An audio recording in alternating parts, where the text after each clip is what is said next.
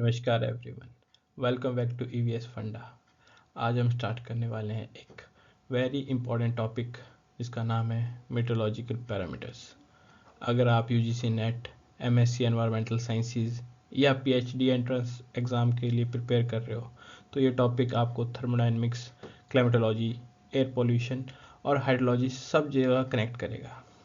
So today we are not just in learning definitions, we are understanding how the atmosphere actually behaves.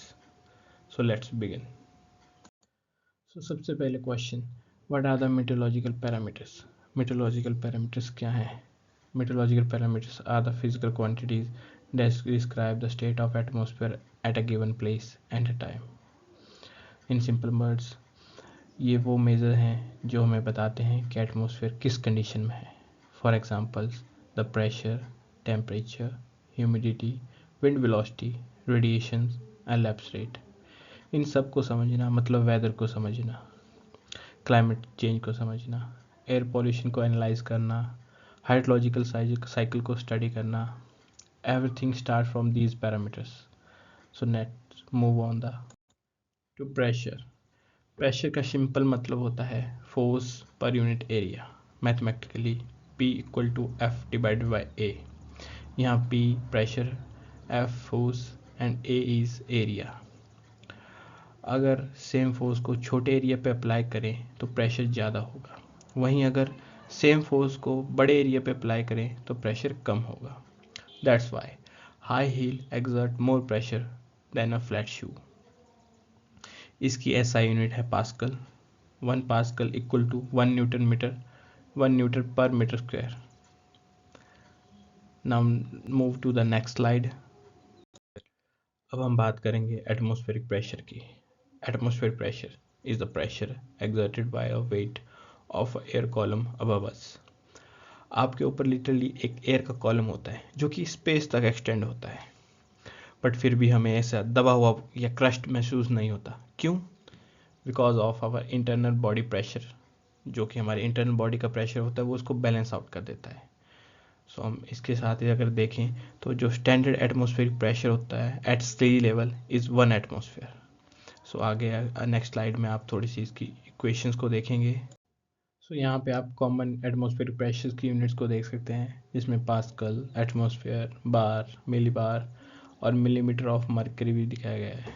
You can note them क्योंकि ये questions हमेशा पूछे जाते हैं या इसके रिलेटेड न्यूमेरिकल्स पूछे जाते हैं। So let's move to the next slide.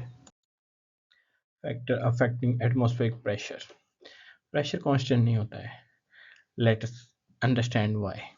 The first one is altitude, second is temperature and third is humidity. So one by one करके इनको समझते हैं। So let's talk about the altitude. जैसे जैसे हम हाइट में ऊपर बढ़ते हैं, हाइट इंक्रीज होती है, वैसे वैसे प्रेशर कम होता है। क्यों?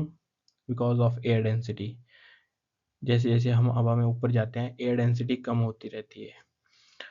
अब माउंट एवरेस्ट पे जो प्रेशर होगा वो सी लेवल से काफ़ी ज़्यादा कम होगा। अब बात करते हैं पॉइंट 2 की, जो कि है टेम्परेचर, जहाँ पे वार्म एयर जो है एक्सपैंड करती है और जो उसके एक्सपेंशन से वहाँ पे एक लाइटर वो लाइटर हो जाती है, वो ऊपर उठती है और एक लो प्रेशर जोन क्रिएट होता है। वैसे ही जब जो ठंडी हवा होती है वो श्रिंक करती है, जिसकी वजह से वो डेंस हो जाती है और एक हाई प्रेशर जोन का एरिया क्रिएट करती है। यही रीज़न है कि साइक्लोन ट्रॉपिकल रीजन में डेवलप होते हैं। Now third one is humidity. Moist air is lighter than a dry air. क्यों? क्योंकि वाटर वेपर का जो मॉलिक्यूलर वेट होता है वो नाइट्रोजन और ऑक्सीजन से कम होता है, इसीलिए ह्यूमिडिटी इंक्रीज होने पर प्रेशर स्लाइटली डिक्रीज होता है।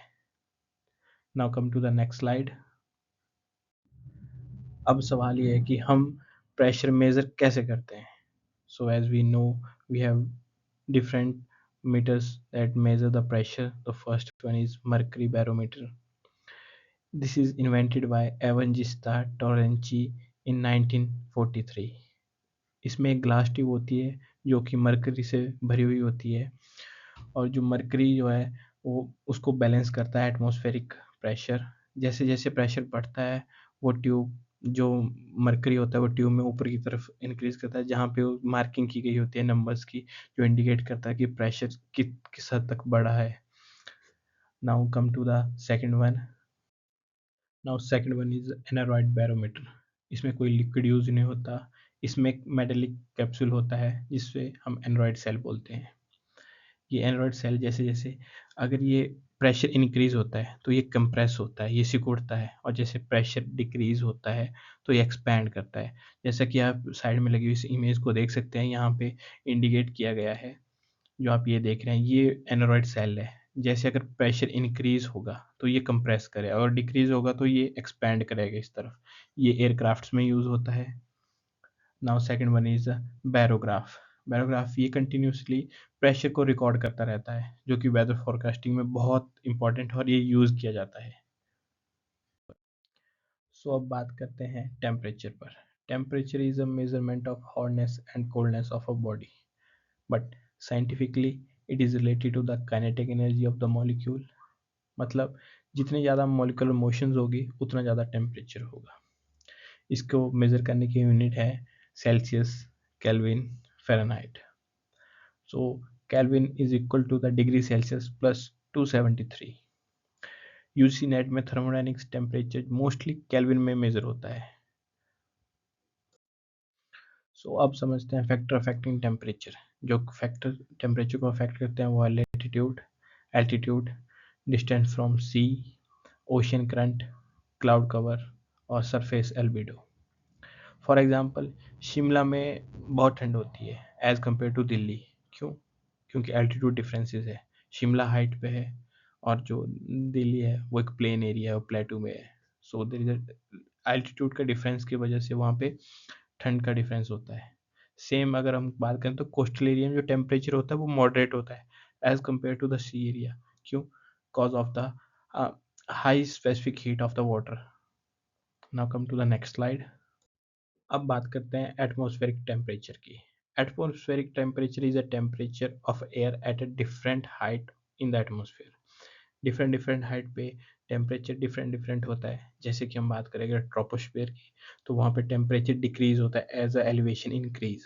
दूसरे पे आता है स्ट्रेटोस्फियर, जहाँ पे टेम्परेचर इंक्रीज होता है एज अ एलिवेशन और as a height increases.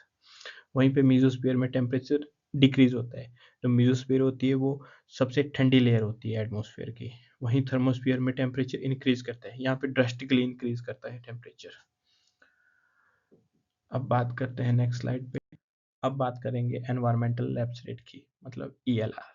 ELR is actually rate of decrease of temperature with the height. जैसा कि हमने पिछली स्लाइड में देखा कि ट्रोपोस्फीयर में जैसे जैसे हाइट इंक्रीज होती है वैसे वैसे टेम्परेचर डिक्रीज होता है।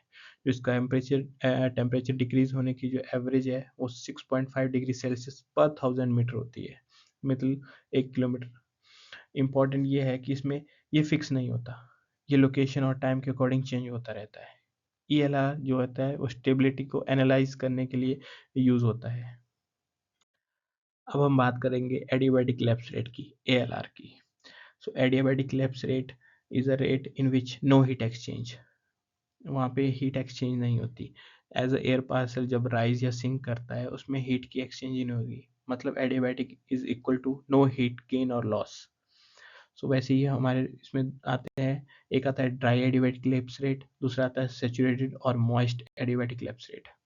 तो अगर बात करें ड्राई एडियाबैटिक लैप्स रेट की तो इसकी जो एवरेज हाइट रहती है वो 9.8 डिग्री सेल्सियस पर मीटर रहती है। वहीं पे अगर मॉइस्ट एडियाबैटिक लैप्स रेट की बात करें वो 4 to 6 डिग्री सेल्सियस पर 1000 मीटर रहती है। अब हम बात करेंगे टेम्परेचर इन्वर्जन की। जैसा कि आप इन्वर्जन वर्ड से पता लगा सकते हैं कि इसमें उल्टा हो रहा होगा। जैसे जैसे हम हाइट इंक्रीज करेगी टेम्परेचर भी इंक्रीज करेगा। बट नॉर्मली ये होता है कि हाइट जब इंक्रीज करती है तो टेम्परेचर डिक्रीज करता है, बट इसमें उल्टा होता है। In inversion condition cool air near the surface और warm air above that which is called the temperature inversion, और ये स्टेबल एटमॉस्फेयर की क्रिएशन करता है। सो अब देखते हैं टाइप ऑफ टेम्परेचर इन्वर्जन, जिसमें नंबर 1 पे है radiation inversion, second is advection inversion, third is a frontal inversion and fourth one is subsidence inversion. जो ये चारों टाइप के इन्वर्जन है इसमें सेम फिनोमेना यूज होता है। जो ठंडी हवा होती है वो नीचे रहती है और जो गर्म हवा होती है वो ठंडी हवा के ऊपर रहती है। से ये इन्वर्जन का सेम कॉन्सेप्ट यूज करते हैं। जो रेडिएशन क्या आप समझ सकते हैं, जो रात में हम जब रात होती है तो रेडिएशन जो सरफेस गर्म होता है वो रेडिएशन रिलीज करता है, और जो ठंडी हवा होती है वो सरफेस के ऊपर आ जाती है और गर्म हवा ऊपर चली जाती है। सेम एडवेक्शन फ्रंटल और सबसिडेंस में होता है।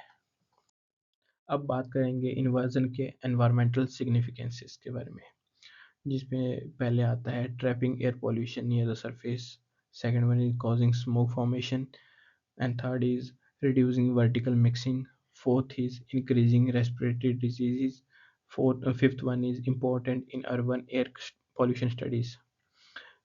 ये जो आप देख रहे हैं इनकी सिग्निफिकेंस, जैसे आप देख रहे हैं पॉल्यूशन को सरफेस के नियर ट्रैप करता है, क्योंकि आप देख सकते हैं कि नीचे ठंडी हवा है, ऊपर गर्म है, तो वो ऊपर की तरफ उसमें मिक्सिंग नहीं होगी, वो स्टेबल एटमॉस्फेयर क्रिएट करेगी, उसकी वजह से पॉल्यूशन ट्रैप रहेगा, स्मोक की फॉर्मेशन होगी, फिर उसके बाद इंक्रीजिंग वो रेस्पिरेटरी डिजीज को इंक्रीज करेगा, जो कि हमारे लिए हार्मफुल है। वहीं साथ साथ ये जो अर्बन एरिया में जो पॉल्यूटेंट्स फॉर्म होते हैं उनकी स्टडीज़ के लिए भी ये काम आता है। ये मैक्सिमम जो होता है विंटर्स में फॉर्म होती हैं चीज़ें। अब बात करते हैं इन्वर्जन और एयर पॉल्यूशन के बारे में। एज वी नो, अगर इन्वर्जन होगा तो टेम्परेचर जो होगा हाइट जैसे बढ़ेगी उसके इंक्रीज होगा, मतलब नीचे ठंडी हवा होगी, ऊपर गर्म हवा होगी, जो कि एक स्टेबल एटमॉस्फेयर को क्रिएट करेगी और जो पॉल्यूटेंट्स को ट्रैप करेगी जो सरफेस के पास। अगर ऐसा होगा तो जो वर्टिकल मिक्सिंग होगी नहीं, पॉल्यूशन नीचे रहेंगे, वो कि धीरे धीरे बायोअक्यूमुलेट होंगे और पॉल्यूशन को फॉर्म करेंगे, जैसे कि PM2.5, SO2, नॉक्स, जो कि सरफेस के पास रखे अक्यूमुलेट होते हैं और हमें विंटर में एक स्मॉग के रूप में देखने को मिलते हैं। So temperature inversion leading to the atmospheric stability and the pollutant trapping, ये बहुत खतरनाक होती है। So thank you for watching my video. आज हमने मीटरोलॉजी के पैरामीटर के बारे में पढ़ा, नॉट जस्ट अ डेफिनेशन, उनके बारे में जाना और समझा with a slightly connecting examples. So अगर आप UGC NET, MSc, PhD entrance की तैयारी कर रहे हैं तो इन कॉन्सेप्ट्स को आपको डीपली मास्टर करना पड़ेगा, क्योंकि ये कॉन्सेप्ट आपके एटमॉस्फेयर को समझने और उनको जानने में बहुत मदद करते हैं। In this lecture, we connected to those parameter, atmospheric stability and cloud formation. Now, next जो भी आपके वीडियो रहेंगी उनमें ये पैरामीटर्स यूज होंगे और इनके रिलेटेड बातें होंगी। सो प्लीज़ इनको देखिए, जानिए और अच्छे से समझिए। ये आपके कॉन्सेप्ट आपके काम आने वाले हैं नेक्स्ट टॉपिक्स में। सो thank you, keep learning and do like subscribe the channel EVS Funda। Thank you.